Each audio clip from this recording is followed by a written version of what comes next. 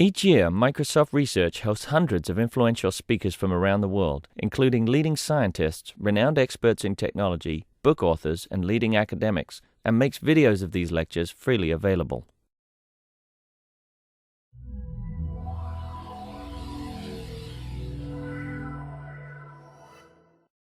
Good afternoon, everyone, and welcome. My name is Kim Ricketts, and I manage the Microsoft Research Visiting Speaker Series along with Kirsten Wiley of Microsoft Research.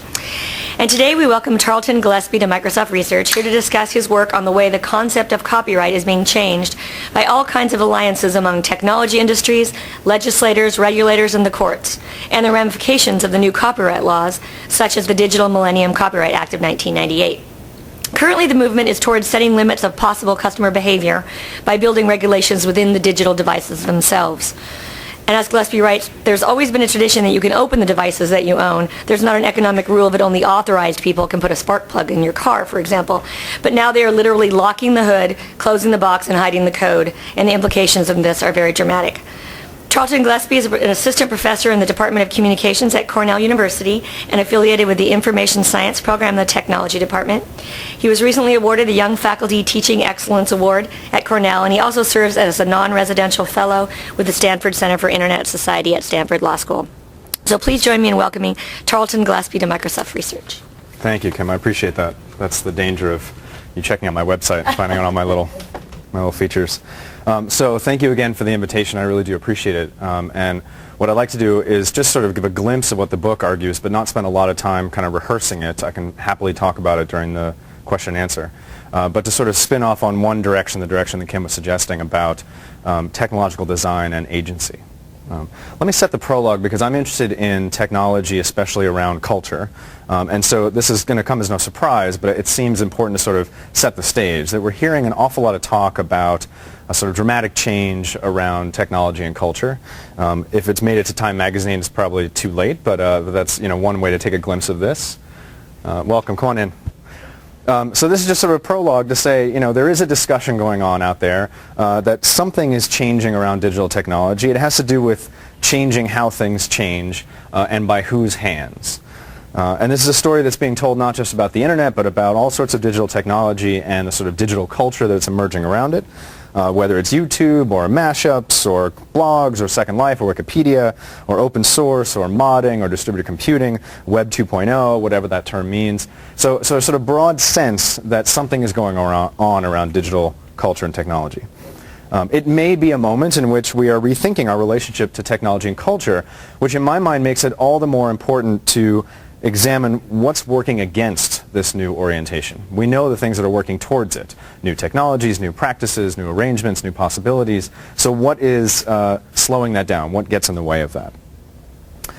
So as I mentioned, I was invited sort of on the justification that my book just came out this summer, Wired Shut, and I am grateful for the chance to talk about it.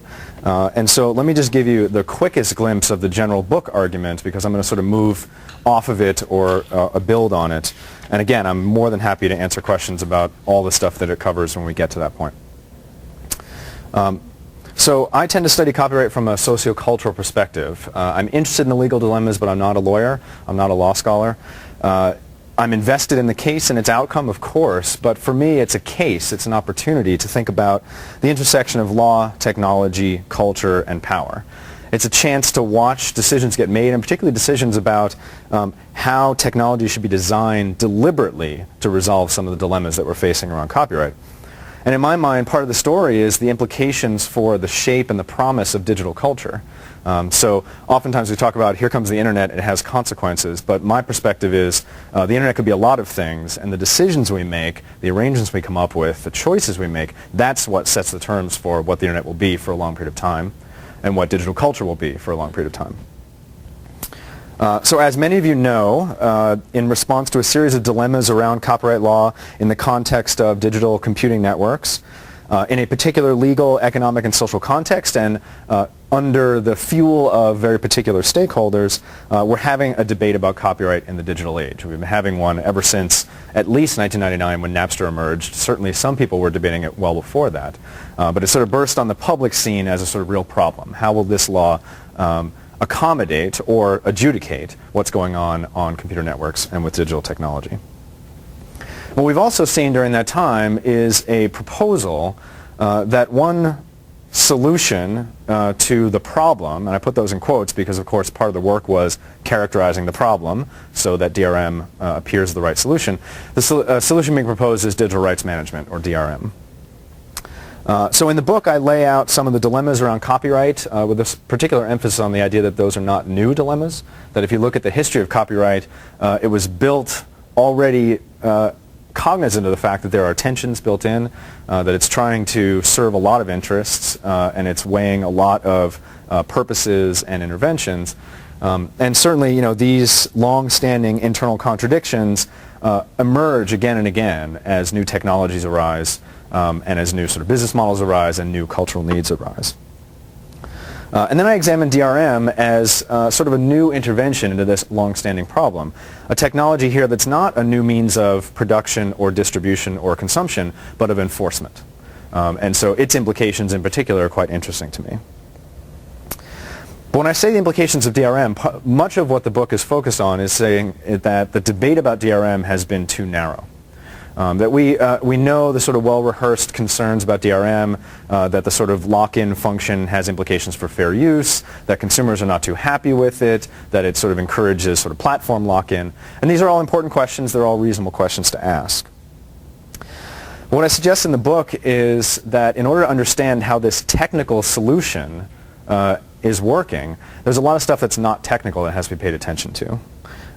It's often praised as a technical solution to a messy legal and social problem. But of course, to have this technological solution requires political arrangements, legal arrangements, cultural arrangements, economic arrangements, and those things that are changing might themselves have consequences. So what the book argues is that there are two things going on underneath or along with the push towards DRM. One of them I'll call political mobilization. There's a number of pieces to this. So if you are the RIA or if you are the movie industry, you need to do a bunch of things here to get DRM to actually work. You can't just slap encryption onto your film and that solves the problem. First, you have to convince manufacturers to go along with this plan, and convincing them takes a whole lot of forms, right? Convincing them that it's in their best interest, compelling them to sign licenses that then makes it obligatory, sometimes even calling upon the state, whether it's the FCC or Congress, to obligate manufacturers to go along with this plan. Hackers are always trying to disassemble your DRM system, so you have to pass new laws like the DMCA so that you can criminalize circumvention and then use that. So once again, a technical solution, but guess what? It's law again. Developing standards, whether it's format standards or encryption standards, and overseeing licenses and therefore calling upon contract law as a part of this. So there's a lot of sort of messy political and legal stuff going on beneath this technical intervention that DRM is supposed to offer. The second thing I argue that's going on is a cultural legitimation, and with that as well, there are a lot of things going on. Right? This is, how do you present DRM such that it seems like the right solution? You have to characterize the problem in particular ways. You have to convince the public that this is the right thing to do rather than a sort of egregious intervention, and that's been a tough battle apparently for the content industries. You have to respond to critics who are suggesting that it's not the right solution. You have to enlist artists, because copyright is supposed to be about serving art and creation, and so if you stand for the artist, well, you better hope the artists are actually saying the same things you are. You have to lobby to convince Congress to pass those new laws, to convince the FCC to pass these new regulations, and also engage in educational campaigns, to convincing kids that they need to respect copyright, and respecting copyright equals going along with a very particular version of copyright, a DRM sort of locked up version. So if these elements are in fact beneath or alongside DRM, this is no longer just a question of law becoming technology in a sort of Lessig-style code equals law. It's to say that there is now code and law. There is now code and law and economic alignments and regulations and cultural assumptions. And you need all of those things to fall into place for DRM to do what people are hoping it will do. And the particular argument that I raise in the book is that whether or not DRM works, whether or not DRM does what it's supposed to do, whether or not we end up ditching DRM in 5 years, or DRM becomes our norm, these changes may themselves have implications. So DRM could be a blip in history, but the changes that are going on to try to make DRM work may themselves have implications.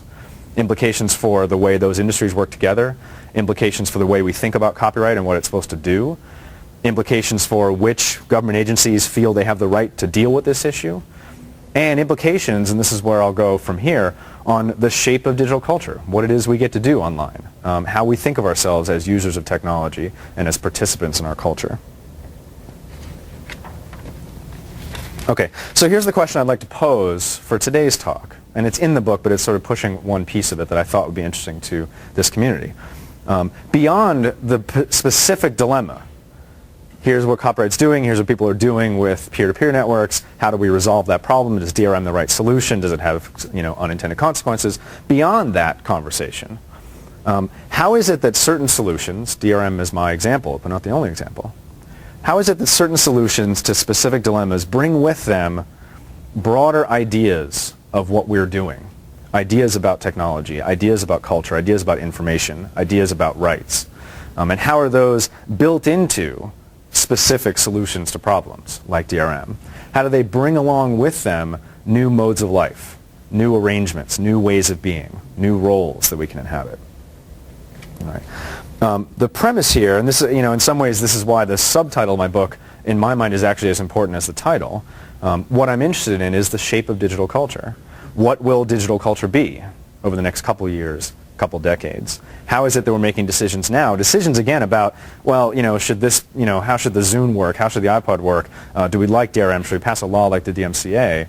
How are those introducing, reinforcing, establishing much broader ideas about what we're supposed to be doing and why?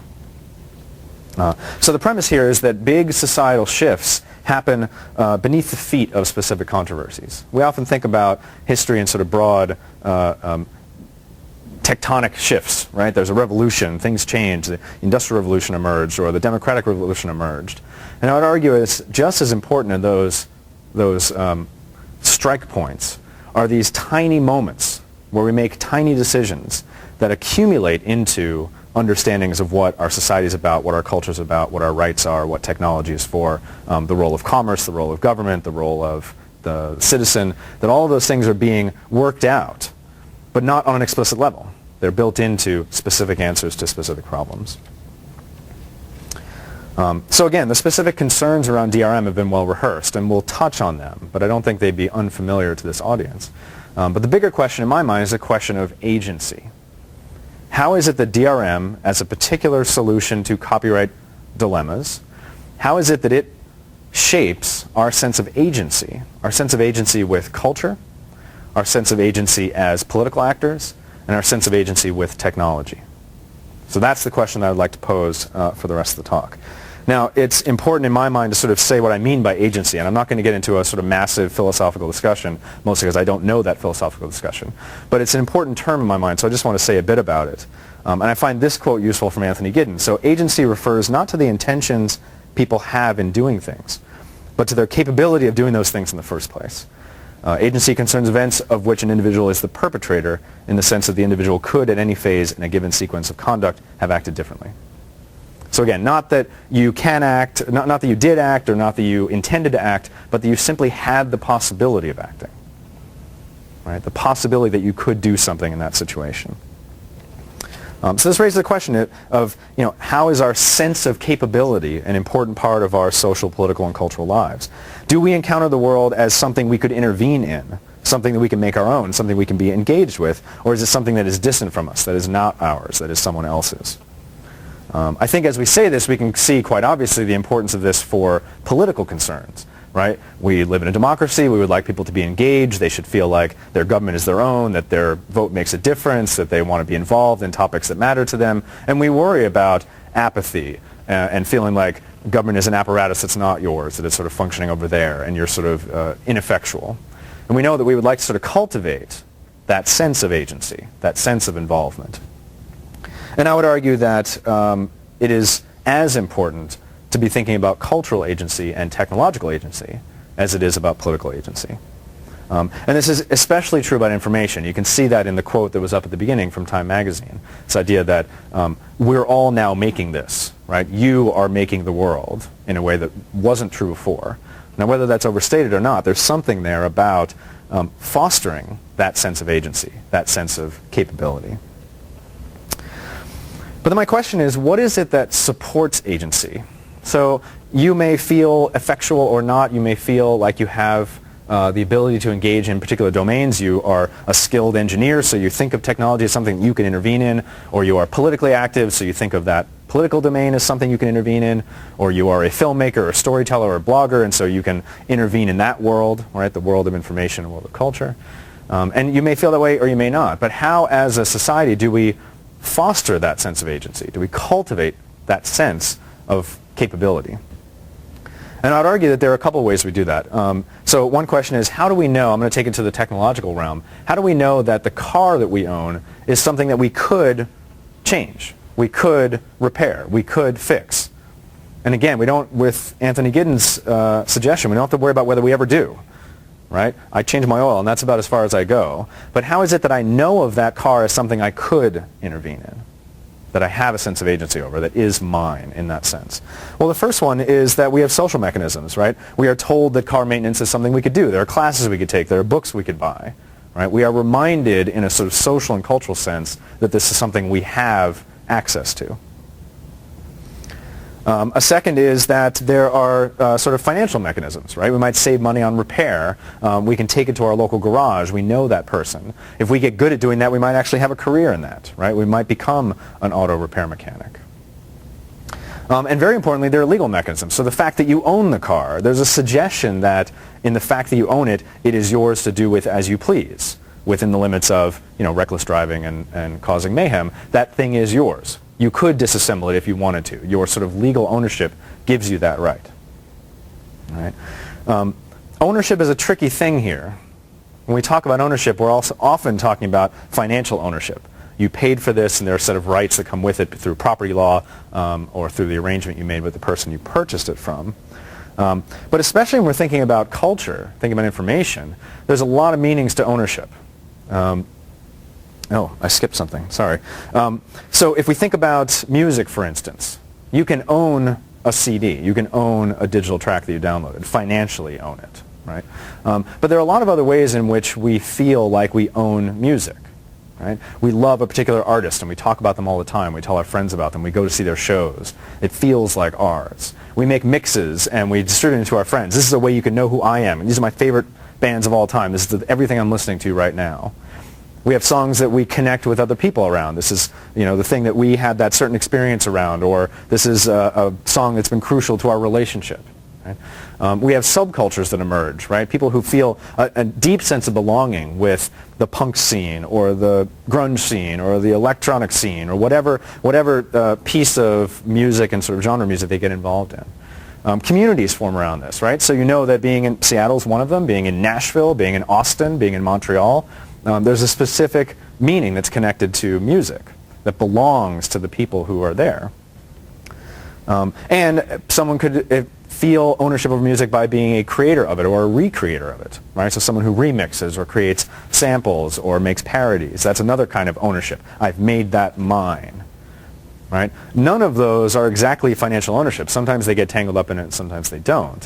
One of the interesting things about copyright is that copyright oversees financial ownership of a commodity whose value is almost always about different kinds of ownership. Right? So it's overseeing who owns books, who owns films, who owns stories, who owns artworks.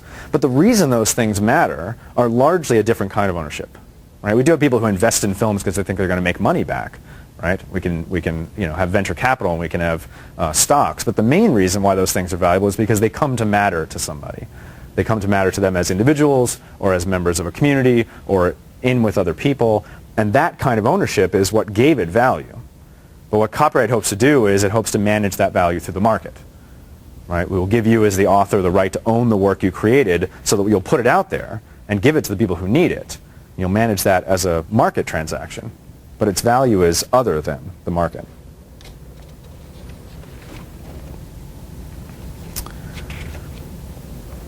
So, facing the challenges of copyright in a digital context. When we moved from piracy being a couple people in very large warehouses stamping out CDs or stamping out VHS tapes, to piracy as a sort of very distributed, very widespread, generally non-commercial activity happening in many places, very subtly, hard to pin down, hard to locate. The people who wanted to defend those financial rights that copyright offers them have often turned to a technical solution rather than a legal one. I shouldn't say rather than legal one, in addition to legal ones, right? So in addition to trying to sue individuals, trying to sue the makers of technologies, trying to sue people who distribute, also, in addition to that tactic, we've seen a tactic of technological encryption as a prevention mechanism, or as a preemption mechanism. Now, I think there's no need for me to explain DRM technically, and I probably would be explaining to people who know it better than I do. But let me just say one thing about how DRM works as a regulatory act. So if we think about copyright law as generally something that happens after the fact. Right? Someone has infringed your copyright. You call upon the courts to say, I believe this was in violation of my rights. You sue that person. The judge says, yes, in fact, that was infringement, and you recover damages. Right? After the fact, through the courts, regulating use. I judge your use. Your use was not allowed. It was not within your rights. DRM has a fundamentally different tactic for regulating copyright infringement. Rather than regulating use, and rather than regulating it after the fact, it regulates access so as to encourage you to use technologies that have agreed to only allow certain uses. And it acts before you do. Right? It puts its barrier in before you get to act. Whether you use that film within your rights or whether you infringe rights, the barrier has come in before that. It's an act of preemption rather than punishment and discouragement. Okay. And in some ways, this is part of DRM's appeal. Right? The law is messy. The law happens after the fact. The law is unfair because only certain people get caught. Right? If you intervene at this point after the copies have gone out, the damage is done. Right? So you can get damages back, but the stuff's out there. You can't sort of solve the problem. So all you're doing is hoping that you'll discourage people. It doesn't seem to be working. Right? It doesn't work as a deterrent as well as people hoped. The technology intervenes in every case. Or it's supposed to. It's in every DVD player. It's in every piece of software. It's in every MP3 player. It intervenes fairly.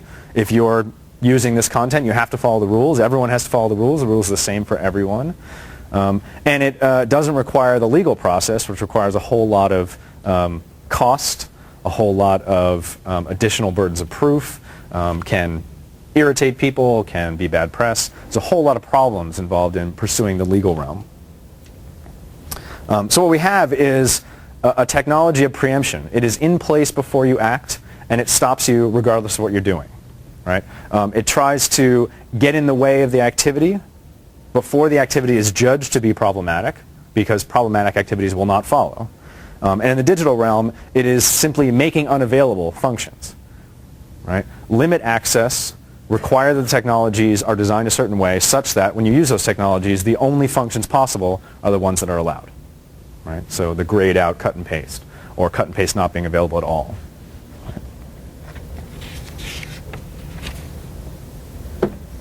Some of the problems of preemption, and I'm talking about preemption rather than DRM because preemption is a tactic. Right? If we think about how law might intervene, one tactic would be to intervene beforehand, and another one would be to intervene afterwards. And I'll bring up an example of that in a moment. A couple questions is it cost effective? Is it even feasible? Right? Lots of debates about whether DRM works or not. That's a feasibility question. Right? It may seem to offer the promise of stopping people from doing it, but does it actually work? Right? Are there secondary consequences? So, for instance, you could stop underage drinking by putting a police officer at every bar, at every table, at every liquor store, at every dorm, at every frat house. Right? And you probably could stop underage drinking, a similarly widespread, widely disregarded law that we kind of think is still a good idea. And you could stop it. But that would be so egregious a violation of our rights and so cost ineffective that it's simply not possible. So it's only possible in theory. It's really not possible in practice. You could stop speeding. Right? How do we stop speeding now? We put up a law, we arrest some people, we ticket some people, and lots of everybody else just speeds by. Right? And you're sitting there getting your $300 ticket, and you're watching people go by at 90 miles an hour, and it feels pretty egregious. Right? You feel like that's the cost of doing business. We could stop that by simply requiring auto manufacturers to cut their engine at 65. That would work, right? That's certainly technologically possible. We know who to get to. There's only certain car manufacturers out there. We could just say, at 65, it just stops. Or we'll say 90, right? There's sort of emergency situations. But 90 is ridiculous, so it stops at 90. We could do that. And that would be another way of intervening, different than passing a law, trying to enforce that law, hoping that the enforcement of that law discourages enough people enough at the time. But the secondary implications are quite problematic. Not necessarily the rights question that the underage drinking one brings up, but the exception problem. You're rushing to the hospital, or you're getting out of a dangerous situation, and you need to go faster than the speed limit for that moment. Perfectly legitimate uses that are exceptions to the rule that would be sort of closed off by a sort of arbitrary technological barrier. That question is the question that comes up with DRM around fair use, and I just want to touch on it because it is part of this debate, is that fair use is an exception to copyright law. Fair use says, even though you wrote your book, and therefore I don't have the right to redistribute it unless I get your permission, that under some circumstances, I do. And those circumstances should sound pretty familiar. I want to quote a paragraph out of your book in my essay. I want to use a line out of your book in my teaching. I want to create a parody or a review of your book, and I have to quote a little bit to use it. So under some circumstances, I shouldn't have to ask your permission. I'm not copying the whole book. I'm not distributing it for commercial value, but I am using it for sort of socially redeemable qualities. But I have to infringe your work to do it. And you could take me to court and say this was a copyright violation, and then I would say to the judge, I believe it's fair use, and they would adjudicate that and say it was or it wasn't. But it has to be done afterwards. It depends on context. How much was I taking? Was I doing it for a socially valuable use, or was I really just trying to make a profit off of your work? Right? What kind of use was it? What kind of work was yours? And those are very hard decisions to make beforehand. That's why we have courts, because we can draw a sort of broad rule and say this is what should and shouldn't be true, but there are a lot of messy contexts. There are a lot of exceptions, and fair use is one of them. If we do DRM, fair use gets a little tricky. So here's my Apple DVD player, nice little tool. I can pop in my Hollywood DVD and watch it on the plane. If I don't run out of battery power, I can watch it at home. And if I pull up my other application, the screen grab function, this is the message I get. So if I would like to take a still frame from this movie, one frame from a movie, I am not allowed to do it. Right? Multiple pieces of software agreeing to an arrangement that says if a DRM protected piece of content is being shown, taking a snapshot of it is not allowed. This is well beyond the program itself not having cut and paste functions. This is additional pieces of software being designed to honor that. Now, there are lots of reasons under fair use that I might have the right to take a still frame from a movie. I'm in a communication department. I teach classes on media. Right? I might want to show one shot, a couple seconds, one frame from a film to illustrate something about our culture or about meaning or about whatever. But with this technology, I can't do it. Preemption rather than punishment adjudication afterwards.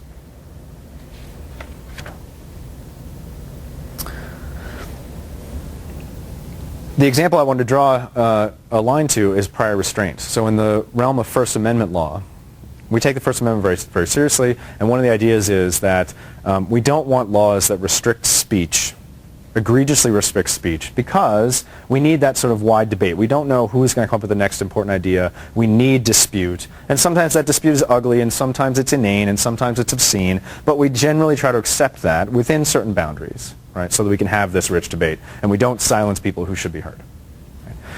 We do have laws that restrict speech, but they restrict them on the sort of very far edges.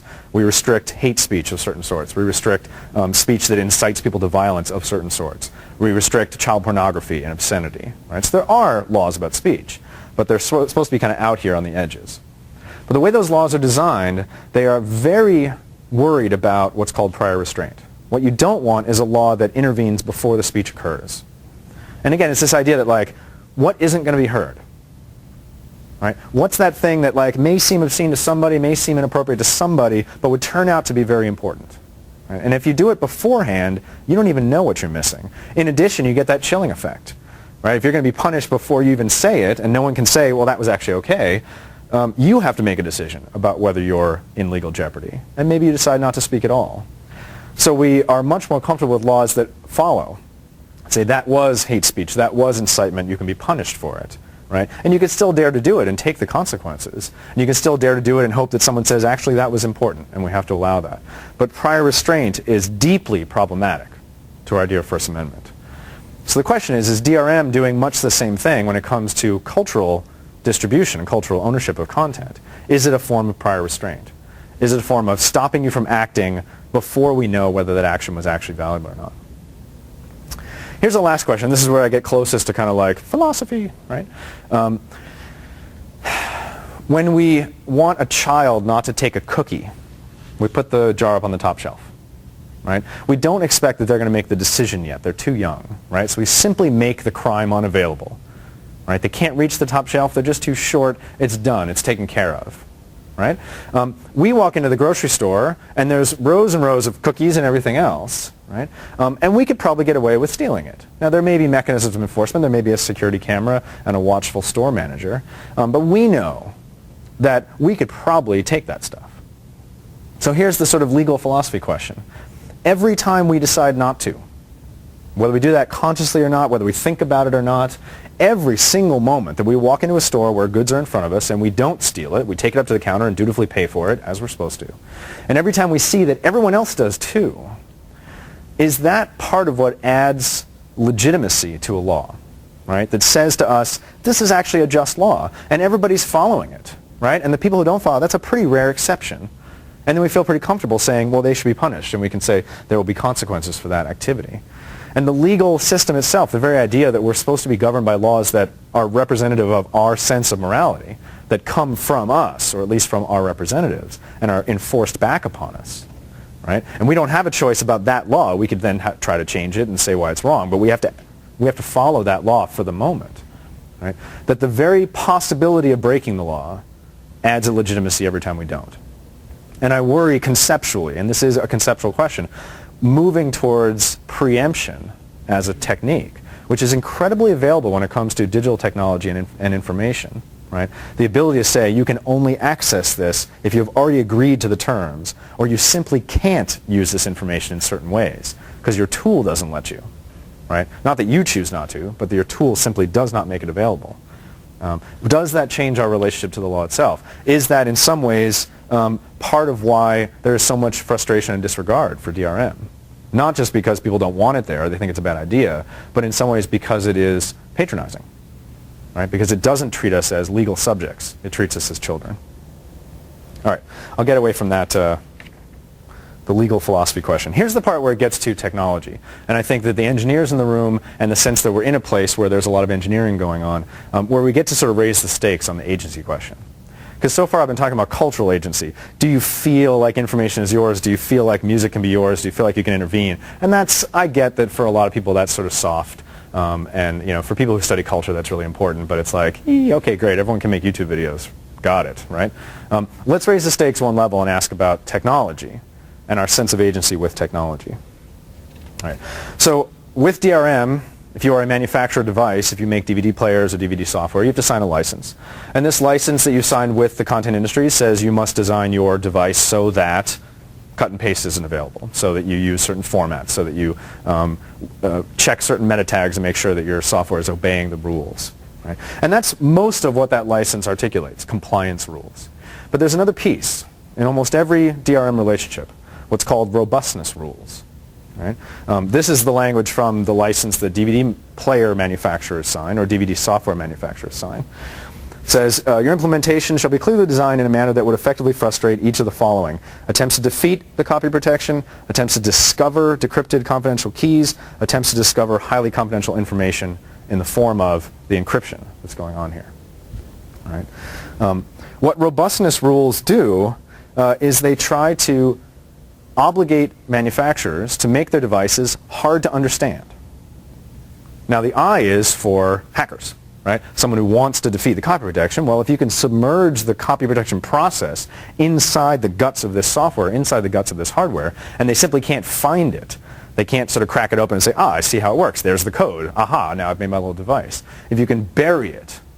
And they talk in a lot of these about, not making your software cleanly modular. Don't have a decrypt function and a play function, because then they can figure out where it's happening. Mix them together, right? Complicate that. Literally also in the hardware engineering level, right? Don't have these as modular components. Embed them together so that someone who wanted to crack this open and understand this device would have a hard time doing it. Right? Now, again, we can ask why, and there's pretty clear reasons, right? Once you enter into a technical attempt to stop activity, you sort of invite the problem of a sort of arms race with hackers, and we've seen that around DRM, right? Build a sort of DRM system. There's some group of kids in Norway that's trying to figure out how to take it down, and it's now become quite a fun game, and there's lots of excitement about who can be fastest. And then you try to make a better one, and they go after you, and it becomes quite costly, right? The content industry would love to win, or even better yet, avoid this arms race with hackers. And robustness rules are an attempt to do that. So far it has not worked, but an attempt. If you think, oh, well, that's a sort of naive and impossible hope, you can't create a system that, you can't build a system that can be unbuilt. So you're always going to have this problem. You're always going to be chasing these people, and they have more time, and they're real excited about it, and they're hard to find. And you have a slow R&D process, and you have to get things all checked, and it's hard to get things to market. So you've got a disadvantage here, right? Maybe they even know that, but what they're trying to do is they're trying to push the liability for those changes, the cost of those changes, off onto manufacturers. Right? So you were obligated to make this thing hard to decipher. When someone deciphered it anyway, it becomes your cost to have to upgrade your system. All right? In some ways, this is the preemption logic. Right? We have a law, the DMCA, that says circumvention is illegal, passing tools around that help circumvent is illegal, and you can go sue those people. But this is like, can we get in there before they even do it? Can we make it impossible for them to make that circumvention tool? And again, you may think that's naive or unlikely, but it's an attempt. And we're seeing engineering under this obligation. Right? So what are the implications of this? Well, effective frustration is a pretty questionable design principle. Right? If we think about the way we are taught to design, we're talking about getting the thing to work efficiently, getting it to work cost effectively, being user-friendly, having some style. Right? And effective frustration is not really in that. But if that becomes one of the expected design principles, that's going to change the way we build these tools. Certainly this is an additional cost. If you don't have to do this, it's probably cheaper. It adds features, and it adds investigation, and it adds an apparatus that wouldn't necessarily be there. So if there is a cheaper way to do it, but it doesn't oblige these robustness rules, you can't do it. There's an argument here that this makes, this sort of fundamentally puts open source design at a disadvantage. Here's the example where this came up. There was a discussion about whether there should be DRM or encryption for digital television. And this is where the FCC was called in. They wanted to develop a thing called the broadcast flag. And the idea was that the signal would be sent to your TV would recognize that it had a sort of copy protection flag on it, it would encrypt it, and then only certain things could be done with it. And the EFF complained, and one of the things they said was, you want digital television to happen. The whole FCC mission from the Congress was, let's get this transition to occur. If you accept this term, well, open source can't even play. Right? Because how could you have a robust system that hides the workings if the explanation of those workings is somewhere online? Right? If you can look at the guts of this system. And the fundamental principle of open source is that somewhere the people who want to see it can see the code of this. It will be very hard to build a system that hides its workings in an environment where you're supposed to expose its workings. So open source just wouldn't even get to play. Here's the question again for me. Does this change our sense of agency? Does it change our relationship to technology? This is a mechanism that says, let's not just frustrate hackers, let's frustrate inquiry. Let's frustrate the process of finding out how this thing works. And that's a bigger question than just trying to get hackers not to know how to get around these things. So if we go back to that question about how we know the car is ours to fiddle with, how we know we have agency around the car. We had our social mechanisms, right? We're sort of taught we can, and we know that people do it, and there are instruction booklets if we want to. There are financial mechanisms. It might be cheaper. It might benefit you. There are people who will do it for you, and they will compete on price. And there are legal mechanisms. You own it, and that comes with a set of rights and expectations. There's a fourth one, which is there's a hood. And you can open it. And when you open it, the engine is sort of there. And it's oriented towards your eyes. There's actually like labels on everything. Right? We don't think about that very often, but that is in some ways a very subtle and very powerful reminder that this can be fiddled with. Right? That it can be yours to explore. Right? Maybe even more powerful than the fact that there's a book on a shelf somewhere. Right? It simply is a reminder, a constant reminder. Every time you walk by that car and there's like a hood edge, that's a reminder this thing has an openable quality. Right? This is something you can explore. We are seeing, even in automotive world, the absence of the hood, welding the hood shut. And the agency question is, what happens if the hood is welded shut? What happens if it's made illegal for you to try to crack that hood open anyway? And what happens, here's the sort of deepest question, if a whole generation of people grow up where there just isn't a hood? So you know there's a hood, and you can be all mad because this doesn't have what it used to have.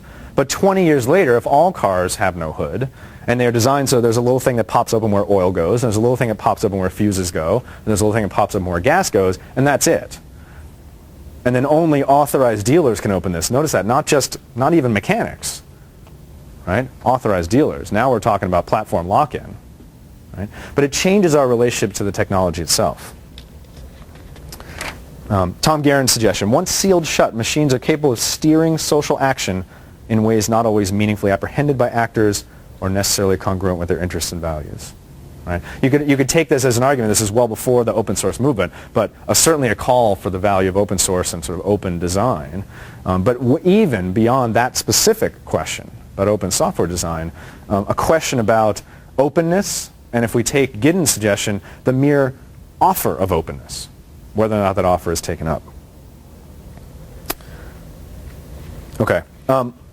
Here's the part where I'm not an engineer, I'm not a law scholar, I'm a scholar of sociology and communication, of culture and technology in a broad sense, which means that I'm coming to people who have thought about this stuff and thought about it with a set of skills and expertise that I don't even have.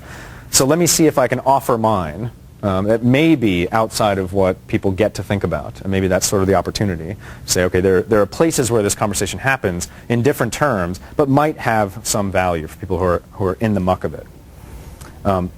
A couple suggestions about how people in sociology of technology have thought about technology. Some reminders about how technology really works and the implications of technology. And I'll just go through a couple people. So Tom Guerin we mentioned before. So the first idea is that technologies choreograph use. The more popular version of this is Mark Twain's line, "A man with a hammer, everything looks like a nail." Right? So technology is designed to do certain kinds of things, and it therefore suggests that thing. And other uses are much harder to imagine. Right? Other uses seem unlikely, inappropriate, impossible, even though they might be. Right? The suggestion is that the affordances of a technology or the design of an interface, the features, the choices, while they don't determine what people do, they certainly guide what people do. They certainly make available. And they do this not only by closing things off, but also by highlighting possibilities. So every technology facilitates some things and makes less possible other things. And that in some ways enters into our interaction with the world that we are using that tool in. Right? In a very simple way, right? We choose this technology because it lets us do something. It facilitates our activity. It makes things possible. But we know that we shape our activities to suit that, right? To get the most out of a technology. We leave off things that technology doesn't do very well. And we often not just leave them off, but sort of forget about them. Right? So technologies choreograph use.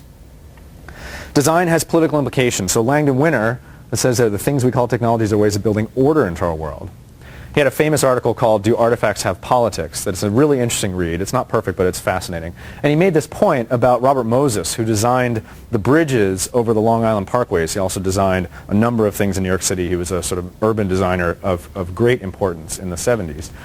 And the argument that Langdon Winter makes is that these bridges were designed to be short. And the reason they were designed to be short was that cars could get under them and buses couldn't. And who rides buses from New York to Long Island? Poor people, black people, people who shouldn't be on the beaches of Long Island. And the argument was that there was a subtle but very powerful racist element to this design. And there's a question about whether it was intended or not. There's certainly an argument that Robert Moses had some pretty questionable ideas about who he was serving in New York City. But even if he didn't have the intention, even if he was innocent of the purpose, if those bridges subtly exclude certain vehicles, does that change who gets to go where and under what conditions? Right? Pretty powerful example, and even if that one doesn't work, the idea that when you design a technology, it intervenes in practice, and it intervenes not neutrally, right, but with consequence for sets of people. We recognize this sometimes. So in the 1970s, there was a big push that said, every building that we have that's only accessible through stairs is discriminating against people in wheelchairs. And here the claim wasn't that it was on purpose. It wasn't like, every architect before that point hated people in wheelchairs. They just hadn't really thought about it. Right? And that we decided as a society that the priority had to be that even if it's ugly and costs some extra, that this is an important element of access. So we recognized that the design of the technology excluded sets of people. And it wasn't random who it excluded. Right? And this argument can be taken to a number of technologies. There's a really fascinating argument by Bruno Latour who talks about really mundane things. He talks about the hydraulic door closer on the door, right? Great technology. You want the door to sort of stay open for a moment and close. You don't need a doorman. You don't have it stay open and let all the heat out. But what that technology does is it steals a little extra power from you. It's a little harder to open that door, and it uses that power to close the door. Really great for able-bodied people. Not so great for people who are weaker, people who are carrying packages, people who need the door to be open, the elderly. Now, these may not be political ramifications, but his argument is that every technology is built with a sense of who it should serve, and it legislates that back onto people, some of them with quite dramatic political implications. Technologies assume users. So, of course, part of design is, well, who's your user? Who are you making this for? And that's an incredibly important part of interface design, technology design. You better know who your users are. You better understand what they're doing. But there's another element here, which is the assumptions you make about that user. And again, purposefully or not, consciously or not, end up having implications. Richard Dyer's argument is that when people developed the chemistry for photographic film, they said, well, man, what is this for, right? Because you can set the color scheme for a certain part of that color range to look right.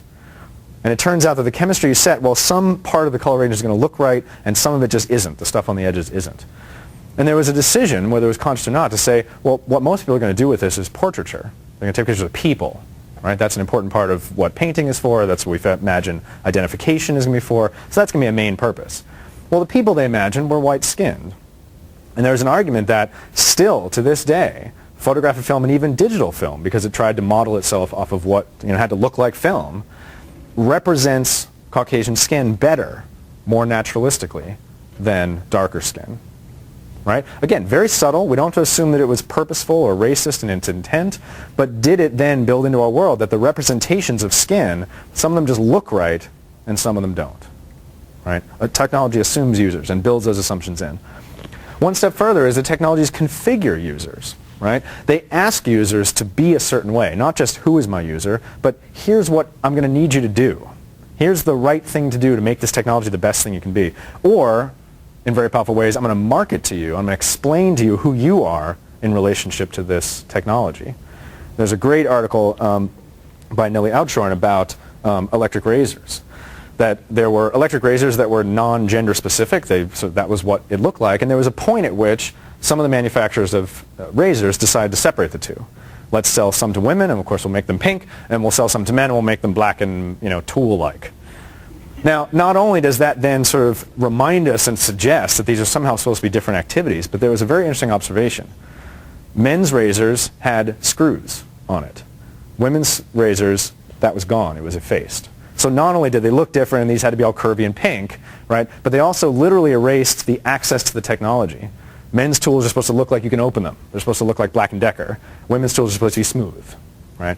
There is a sort of subtle implication about access to the tool itself. Here's the last one. With all of that stuff before was about what designers do, but there's a lot of stuff that goes on about what users do. And it's not just that you sort of make sense of the technology and you have to find value in it and you describe it and you make it part of your life and you attach meanings to it. You fall in love with your cell phone or you fall in love with your laptop. But we also reinvent and readapt our technologies. Sometimes we do it because the fit between what is offered and what we're actually trying to do is not perfect, and we have to figure out how to kind of like bridge that gap. Sometimes it is sort of just the process of making it your own. Right? You put a screensaver on your computer because you like that. It makes you happy. Right? You sort of you fit these technologies together. You put them all in one place. You sort of line them up. You connect them. Right? Sometimes it's a challenge. Right? It's a challenge to how they are offered. It's a challenge to the way that the world works such that that offer makes sense. And sometimes it's a challenge that, in this example, and what Ron Eglash likes to point out, it's actually a challenge from the margins of power. It's a challenge from outside of the places where these technologies get designed. One of the great examples is Natalie Jeremijenko's work. So she's been taking these Sony Aibo dogs, which there was a whole dispute about. It was a fun dog, and you can make it bark, and some people hacked it and figured out how to make it dance, and Sony got kind of upset about it, and they tried to block it. Well, Jeremijenko's team actually attaches sensors to the noses of these dogs, gives them really powerful wheels that can go over bad terrain, and drives them into closed sites to test for toxins. right? So if you think there is a sort of corporate pollution problem, some factory is polluting an area, and you can't get into it, they literally drive these eyeballs into space, and these sniffers can tell what chemicals are there. That's a pretty interesting challenge, right? Very much not what Sony had in mind, but certainly a possibility, and maybe in some ways opening up innovation that doesn't happen inside of sort of corporate environments or at government mandate, but happens on the ground. So here are our lessons. Let me take us back to DRM so we can close. If technologies choreograph use, well, one of the things we're seeing with DRM is that preemption is its fundamental arrangement, right? The way it choreographs use is it closes off uses from the beginning. If design has political implications, certainly the story about fair use could be one of them, right? What happens to fair use, something that we wanted to protect? What happens to educational context and journalistic needs and artistic needs and criticism if those things are technically unavailable? If technologies assume users, well, certainly we can see in the embrace of these technologies the assumption that users are consumers and or thieves, and they have to be determined between those two, right? And there's not a lot of attention to what else users are in this environment. What I would argue is that what we see in preemption, and especially in the robustness model, is that we are designing against agency with DRM, right? And again, to put us in context of the prologue I started with, in a world where we're saying, man, agency is booming. Anyone can open source their software. Anyone can make a YouTube video. Anyone can blog, right? In this environment where that seems to be the promise, we are subtly working against it in this context. Users can reinterpret and reinvent, but what happens if the system is designed to stop them, all right? So this leaves me with the broad question. What kind of roles are we building for? Right? Beyond the specific legal, technical, economic concerns that we're grappling with around DRM, whether or not you think it's working, whether or not you think it's locking people into the iPod platform, whether you think it's doing damage to fair use, those are specific questions about the controversy as it stands. I would argue that in addition, we have to think about the cultural world we are building for and building in the process of building these tools. When I talk to computer science students, engineering students, I tell them that they are the new legislators. This is sort of Lessig's point, right? Code is law, you're making decisions. This is the sort of Langdon-Winter's point. When you design, you are designing with implications, and you have to know that. We don't really have a language for that. We know when we encourage people to become politicians, they are going to legislate. They know that, and they know what their obligations are. Whether they uphold them or not is another question. But engineers and designers aren't encouraged to think of themselves that way. But every design choice has political implications. It's always choosing the world that it's designing for, the people it's designing for, the context in which it will enter. And this is sort of my, my sort of aim to give them a sense of sort of public responsibility. I would say that further, that we are also imagining that engineering and designing is choreographing new cultural and political worlds, or choreographing existing cultural and political worlds when there is potential for change and that change is being resisted. Right? We are imagining who we're building for. We're imagining what our users, what their relationship to the tools they have should be, what their relationship to the information and the culture should be, what their sort of sense of agency should be. DRM offers, in my mind, little agency. Its sort of logic of preemption has an idea of its role, and that role is docile consumer. Right? You are consuming this content. If that's what you want to do, it's terrific. It's shiny. It's fast. You can skip back and forth. But anything else is sort of closed off to you. Not even an option that you can decide not to disobey the law. It's simply not there. Right?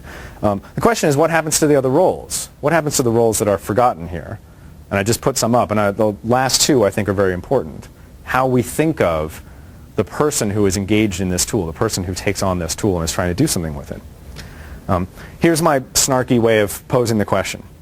So in the early days of the copyright disputes, one of the questions was, should we hold technology manufacturers like Napster responsible for the infringement people were doing over their network? Should Napster be in some way liable? And there's this idea that Napster is sort of facilitating copyright infringement, and so they should be held responsible for that role. I propose that if we think about the tools that people have used to infringe copyright on a widespread scale in many contexts, one of them we should think about is PowerPoint. Right? People all over the world making business presentations, grabbing images off the web and showing them to a public audience. That is public performance, and that is a copyright violation. I just violated Microsoft's copyright by putting that icon there, as well as Napster's, unless you want to claim fair use. I did not seek permission. Right? This happens all the time. This point is not to say that PowerPoint should be shut down. The point is to say that some tools are designed to be tools for users. right? The Office suite is a set of tools that says the people using these things are making things. And therefore, there's certain needs they have to have. There's a certain orientation they have towards the tool. They are users. They are makers. Right? Same with Excel, same with Word, same with a whole series of other software, not well beyond Microsoft. How can we get designers, whether it's Microsoft, whether it's wherever, especially when we're thinking about cultural technologies, to think about the cultural roles that they're building for? Of course, we have business interests. Of course, we have obligations to listen to the market and what people are wanting, but we are also legislators. We are also setting the terms. Right? And there may be a great market for consuming films, but there's also a question about what kind of orientation these tools are suggesting. How do we design for technological agency? And the parallel questions, how do we design for cultural agency and how do we design for political agency? I would suggest 4 things, and I'm opening this as a question. How do we do that? I see that it's hard. Right? We are in a context where the record labels and the movie industry would like to have these copy protections. They would like to try to restrict these things. They have the right to tell designers not to do that because you can't get a license for the content until you do it. There is a market for it. Right? It is sort of in the air. It's been explained as this is a problem that has to be resolved. How do we design for agency? One way is to remind ourselves that we are makers of tools. And tools, if we think about those theories of technology, are not just consequential. They're also things that have to become someone else's. They are going to be reinvented. They are going to be put to purposes that we can anticipate. And to try to build them so that they choreograph those uses is not the way tools were designed before. Right? Tools were, let's put this in the hand of the person who needs it and see what they'll do with it, rather than, I think I can orchestrate what will be done with this, and hopefully people will like that. To think of our customers as users, not as consumers. And I don't just mean use the term users, because we do all the time, but think about what it means to think of them as users. The even more daring one is to think of them as citizens, and that's a very hard term to introduce here.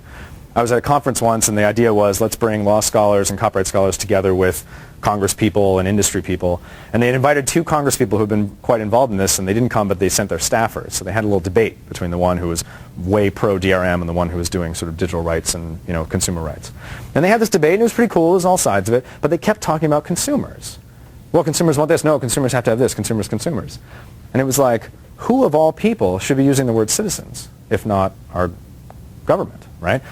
Not consumers, citizens, right? Well, in the world of building tools, thinking about users and thinking of them as users might be quite powerful, rather than thinking of them as consumers. A third one is this idea of ownership, right? That beyond financial ownership, there is this sense of ownership. And we want to design tools that become theirs, that get reinvented, that get reimagined, that get put into novel circumstances, and should become theirs. That's in fact why people find value in them, because they become theirs. That's a very hard thing to design for. It means letting go in a very sort of scary way, but it's also very powerful. And the last one is, how did the people who are engineers here, who are programmers here, become so? How did they become engineers? The story I hear all the time, talking to computer science students, engineering students, is that they became tinkerers. They opened up their parents' toasters, right? And there were like VCR parts all over their house. And there was, they read the code on things and they figured things out.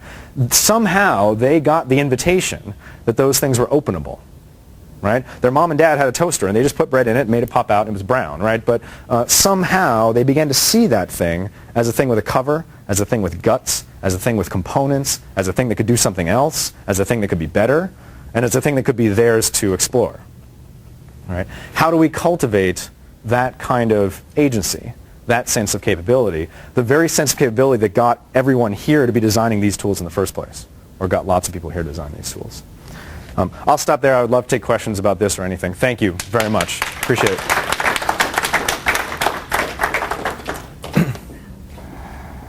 That was wonderful. A lot. Thank you. Yeah. Yes. Yes, please. A lot of this is based on your particular culture, because I think in Western culture, like I remember Clippy, and you should put Clippy in your The paperclip guy? Yeah. Because, you'd be typing furiously along and you would glance off the wrong key and Clippy would pop up and say, are you trying to? And I just wanted to kill Clippy. And I don't know if that was a Western, because Westerners maybe have this independence streak. They don't like to be told what to do. They have a tendency to be anti-authoritarian. And do you feel that what we're experiencing right now in this revolution would be viewed differently in Asian culture or a different culture? That's a great question. I would think of three dimensions that we'd want to think about. One is sort of Western culture versus other forms. And you asked it in terms of why were people frustrated by it, right? Because I'm supposed to be independent, you're supposed to leave me alone. I would say sort of what's the relationship to the very idea that you would design something like that would step in, right? But certainly copyright has struggled with the copyright law we have is a very Western one. It's modeled on the British one. It came out of sort of European concerns. And we shifted a little bit. We made it more utilitarian than the European version, but it's generally the same rule. When you go to African nations, when you go to Asian cultures, when you go to South America, there's just very different relationships to information, to innovation, to what is yours and what is theirs. And the problem that we've seen in copyright is actually the other one, which is, this is what James Boyle talks about. He has a really good book called Shaman, Software, and Spleens. And it's about copyright, but the shaman's part is that pharmaceutical companies, rather than just try every plant in the world, they would go to indigenous cultures, talk to the shamans, and say, what works? And it turns out that shamans have been experimenting with lots of stuff and in their own kind of folk culture way have identified things that have medicinal value. And they get a better percentage of useful products if they just start with the ones that those people have identified. But then copyright has no way to give that any credit, right? This was sort of known folk communal knowledge, and then you made the product, you made the pill, and you own the pill, and then you can sell that pill back to the very communities that you drew that information from. But there's no economic imperative to sort of compensate, right? So copyright intervenes in a very problematic way internationally.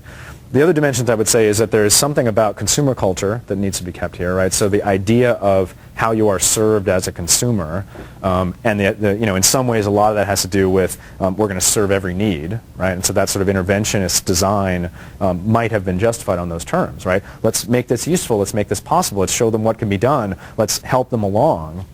And then the third one might be sort of the emerging principles of sort of digital technology communities, right? So I do think there's something very persuasive about the preemption model that comes along with digital technology because it can do it so well. It's hard to do preemption with sort of blunt analog instruments, right? The example that I always talk about in class is that we have curbs, right? And curbs are designed to kind of keep you from rolling up onto the sidewalk. They won't stop you, right? I mean, you can roll up on the sidewalk, but they indicate and they block you a little bit. And if you're going slow, you probably won't go up on the thing. If we really wanted people not to go up on sidewalks, we could build 10-foot walls around every road, right? We don't want to do that. That would be hideous. But we could do it.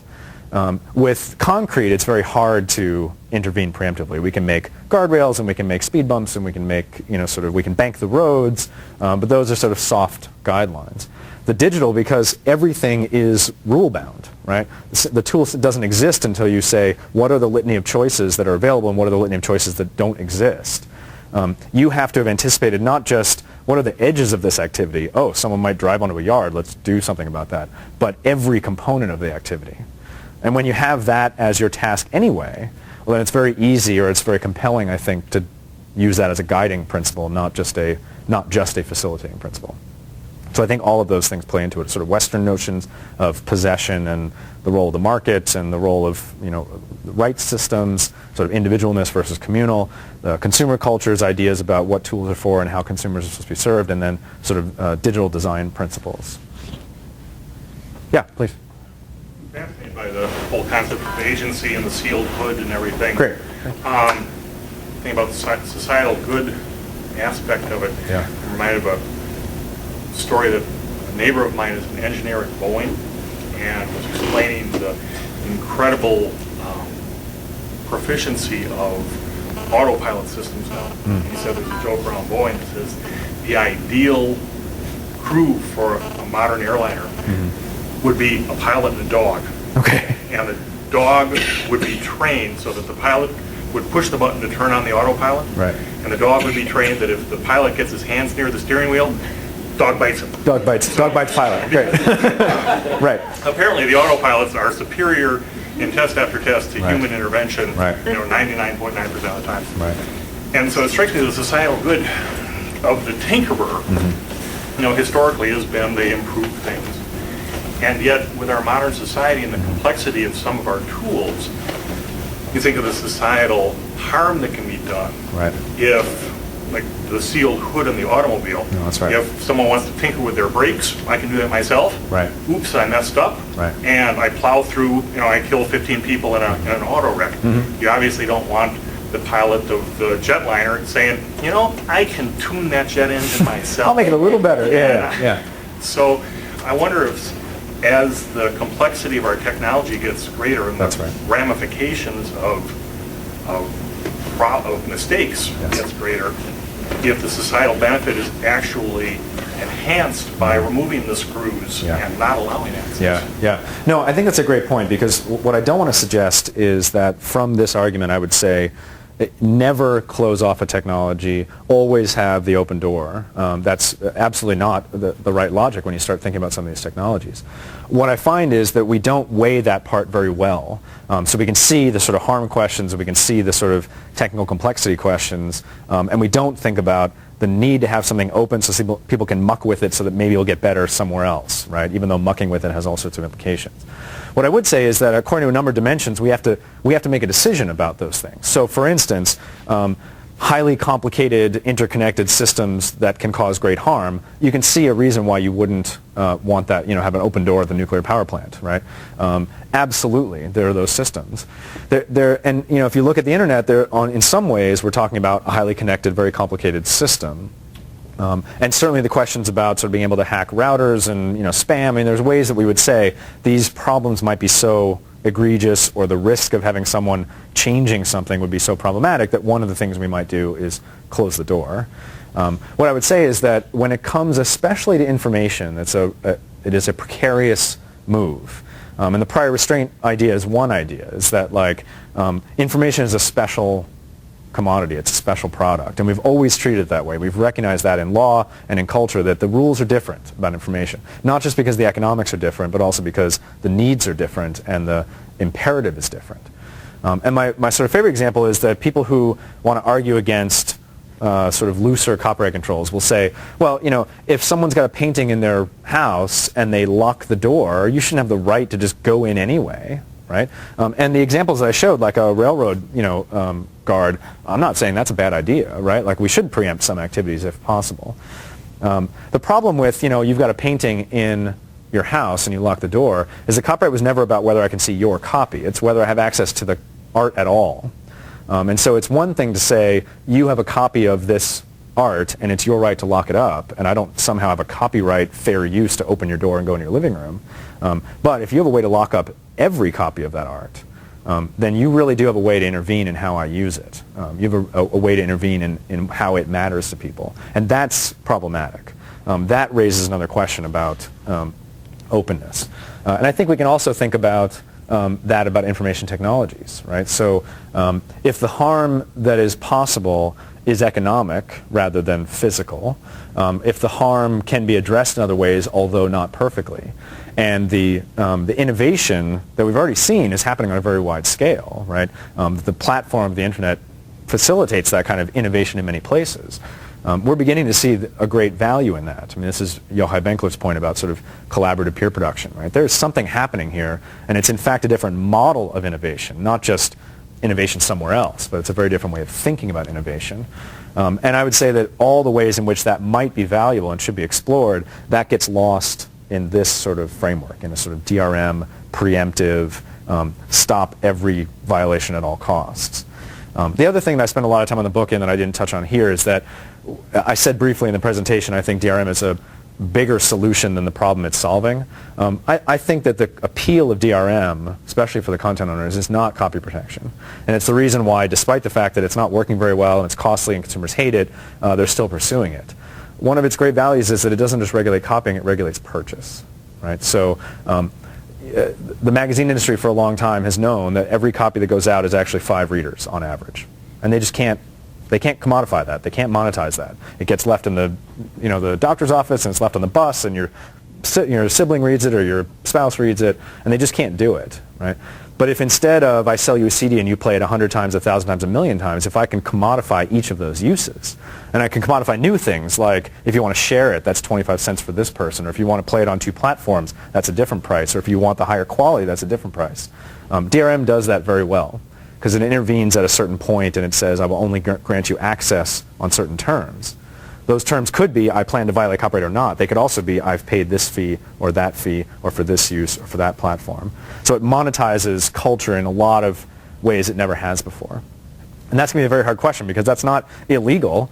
We allow people to commoditize information products, but we're going to have to start asking questions about how that intervenes in the things we need information to do, like democracy and culture and innovation and science and knowledge. So they're hard questions, and I don't think it's like, oh good, agency in all places and in all times. But we don't factor that very well. And so that's why I punch that part of it particularly. Yeah, please. In your response to the question, you talked about locking up a piece of art. But in your response, you said locking up, if you lock up all pieces of the art, you change it. Right. And my question on your whole analysis of the DRM situation, is it a theoretical position that may come to pass? Or are there examples where someone is truly unable to get access to a piece of information that has been deemed inappropriate because it's copyright infringing or for some other reasons? I mean, I was watching a panel on mashups, video mashups in January, and the two copyright experts were going back and forth about whether it was fair use to make these, like a Brokeback Mountain mashup that's popular. And the reporter said, what does it matter? It's out there, everyone can get it, whether or not it's illegal. Even the stuff that's been sued, it's still out there. And in fact, some could even argue that when stuff is sued for copyright infringement, that brings it a new audience that it never would have had. Right. It certainly happened in Napster, right? To it, it's actually promoting and enhancing the access to the material. Has there really been a case in the 10 years of the DMCA or the 15 years of technological protection measures where something was truly inaccessible? Like even your screenshot that you want to take of the film, if you have a digital camera, you could take a pretty good one. Or you could probably go out and you can still find DCSS on the web in 30 seconds. I mean, as a practical matter, where is this really happening? No, it's a great question, in part because what I would dispute is, even if we're in an environment where pretty much all that stuff is still available, does that mean that asking this question is only theoretical? And the way I would describe it is that this is an ongoing process, right? And we are setting the terms for these things. Now, we could be in the middle of a process, and DRM isn't doing what it's claiming to do. It's not closing off everything because these tools are out there, because there are workarounds. But two concerns. One is, if we accept the fact that this is the right thing to do, whether or not it's working yet, then we begin to build laws and technologies with it in mind. And that could have the consequence of increasingly closing off these things, right? So DCSS is illegal. These softwares are illegal. Now, you can get them, and it may be, one could argue that the way the internet works is you'll just never actually shut that down. It just can't be done. A lot of the reason why I mentioned the curb model is that a lot of the talk that I've heard recently in the last couple of years in the industry, for a while it was, we've got to have a leak-proof system. We've got to have, no copies get out because, again, one copy gets out, it becomes 1 million. That's just as bad as it being unlocked entirely. And with increasing awareness that that's just very, very hard to accomplish, if not impossible. And they were pursuing, they wanted to block the analog hole, so you wouldn't be able to film your screen because the screen would actually have maintained a watermark that your camera would acknowledge and not let you record that thing. And they were pushing for legislation that any analog to digital converter would have to see those things and it would be built everywhere. So they were still looking for that. Now, again, we can laugh and say, that's not going to happen. That'd be so egregious and it's just not going to work, right? And there's so many workarounds. But if you build for this, you could imagine an environment where, A, these things get harder and harder to do, that we do see things closed off. B, I think this is the bigger issue, is that we come to accept that that is the right orientation. And I do think there's a generational story here, right? One generational story is, oh my God, all our 15-year-old cousins, they just download like crazy. Music's free for them. They don't even think about it that way. We're still that generation where we're like, I'm downloading this, I'm supposed to buy this. And they're like, why would you buy it? It's absurd. They don't even have a question. So one generational move is like, maybe the game's over. Maybe this is lost. And they're going to have to come up with a radically different way to do this. The other way is to say that as you build for the idea that technologies are not your own, that they work to govern you, even though they're in your possession, that principle, whether or not it ends up protecting copyright, I worry is a sort of problematic relationship to technology, right? And this is the part in the book where I say DRM could absolutely fail. It probably already is. And there are plenty of people saying, this is never going to do what it's what people hoped it would do. It may be kept around because it actually regulates purchasing very well, and it regulates enough people enough of the time. But my bigger worry is that the very stuff that's going on to try to make DRM, right, the proximity between the consumer electronics companies and the content companies, or the idea that the FCC should be regulating these things, which they'd never thought before, or the idea that Congress could mandate something across the whole electronics industry. Those questions and the idea of what copyright should be and should be for, those things are changing. And so the answer to your question might be, yeah, they're never going to close these things off perfectly. There's always going to be slippage. There's always going to be illicit tools. There's always going to be a workaround. But what's lost in the process anyway, right? What ideological changes, what sort of principled changes, what legal changes are happening underneath that may exert their own influence, may have their own consequences. But yeah, it's a good question, because you're looking at the world and it's like, well, okay, keep having your debate, but it's all there, right? And people are mixing and mashing everything, so there doesn't seem to be a major problem. But I worry about the implications of the decisions made, even if they are ineffectual. Yeah.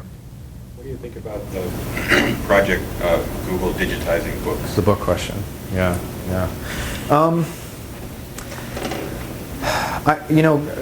Google did something very smart, which was, this is what Google always does. It's really smart. They don't tell anyone they're going to do it until it's like massively underway, which is really kind of brilliant.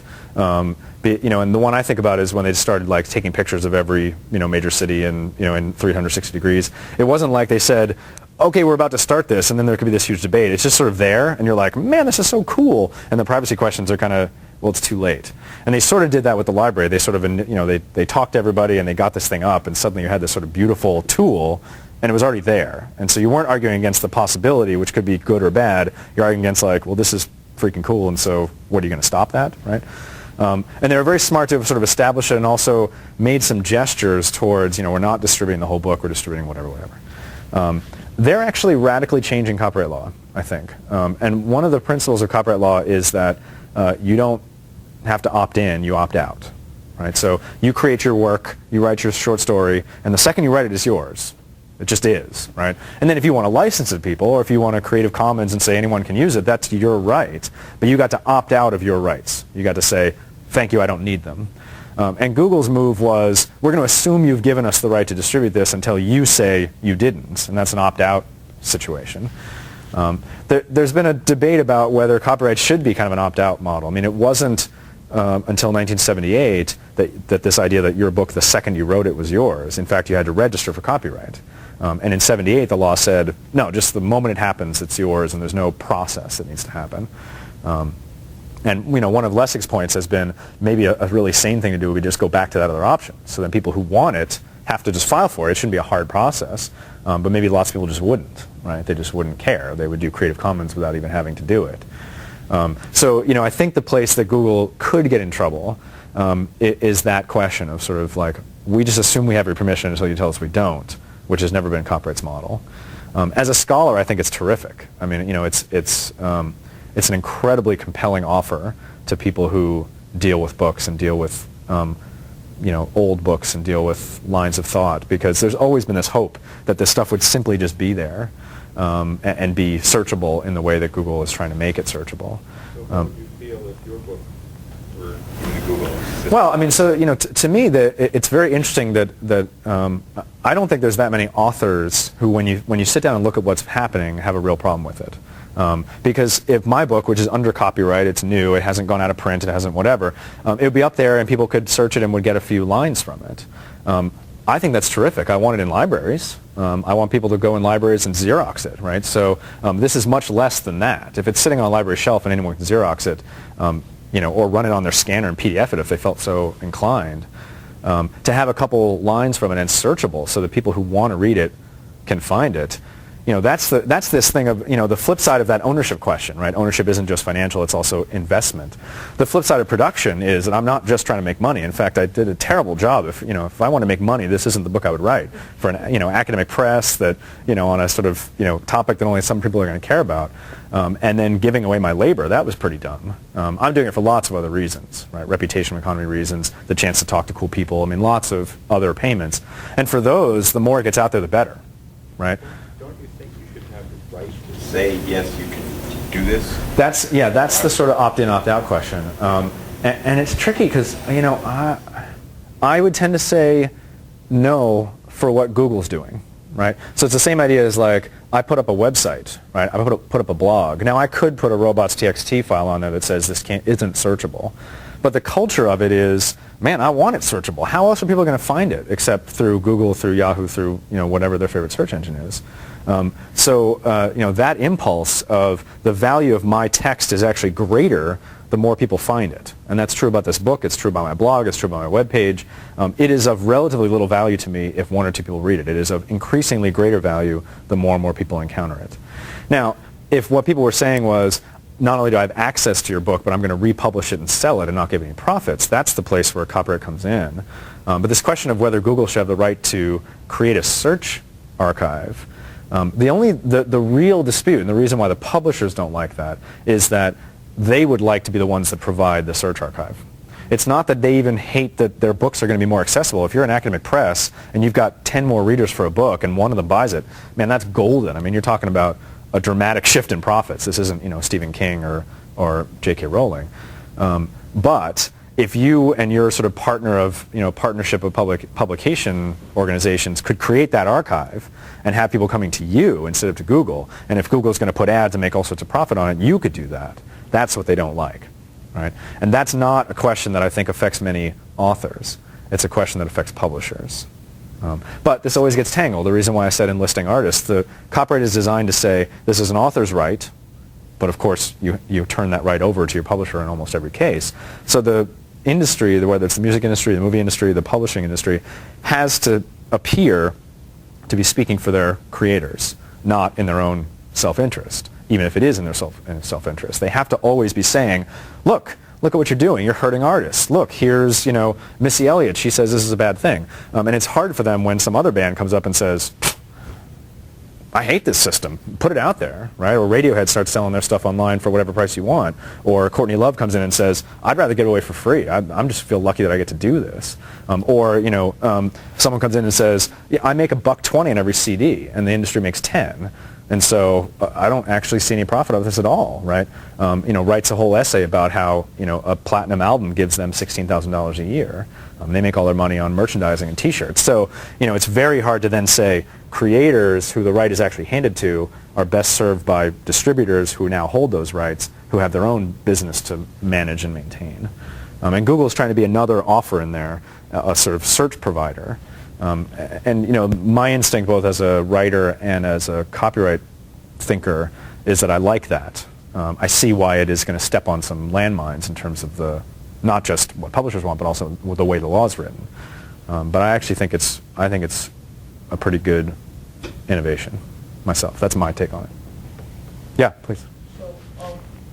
When you were speaking here about cases where you want to lock up every copy, right? I was thinking about, say, something like the Pentagon Papers, okay, where there was a time when people did want to lock up, or there are things that certain parties want to lock up every copy of, and they don't want any sales, right? And there is no profit. Right. Would the technology have any impact on those cases? Yeah, I think that one of the interesting things for me about the DRM question is that it's been entirely framed in terms of pop culture, right? Because that's where it hit first, and that's who got upset about it, and that's who proposed this, and so it's pop music, right? And it runs into all these problems like, am I standing here defending everyone's right to access Britney Spears songs, right? It's not a really defensible position, and I have to there's a lot of leaps where I say like, well, it's not just Britney Spears, but it's also information, and it's art, and art is actually politics. I have to go a lot of steps, right? But the Pentagon Papers is a great example. Once you have a technical system that can regulate people's use beyond your hands, right? And it's a very interesting thing about copyright. That's what copyright does. Copyright says, I'm going to hand my book to you, but I'm going to try to retain rights about what you do with it, even though I've passed it to you, right? I could keep you from copying my book. I could just slip it under my mattress and lock my door, but of course no one reads it, right? So I'm trying to extend my control through distribution channels. Right? There's lots of information distribution where that would be quite a problem. And it's very tricky when we get to a question of Pentagon Papers or Enron whistleblowers, right? So this idea that like if corporations wanted to be really protective of their information, they might say, okay, we now obligate you that every memo is electronic and every memo has DRM on it, and it has to be on certified computers that can only read that document. It does, and only printers, printers can't print it out. I mean, if you wanted to be really secret about something, you could use DRM to do that. And the platforms, the operating systems, the infrastructure is being built. This is one of those places where I would say the very act of pursuing this, are people laughing because this is already true? I was wondering, I did hear that there's... laughing at the practical experience and trying to actually... Okay, good. I want to hear about it in a second. And so, if you make these decisions, and I would say this is right on the back of, well, of course, pop music, you should, the copyright controller should have the right to do this. But if you embrace this logic and you build the systems to do it and you put the laws in place, there are a lot of kinds of information that the people who have it have even more right to keep it theirs, but we would very much worry if those things could not be circulated according to someone's choice. And the Pentagon Papers are a great example, right? And corporate whistleblowing is a great example.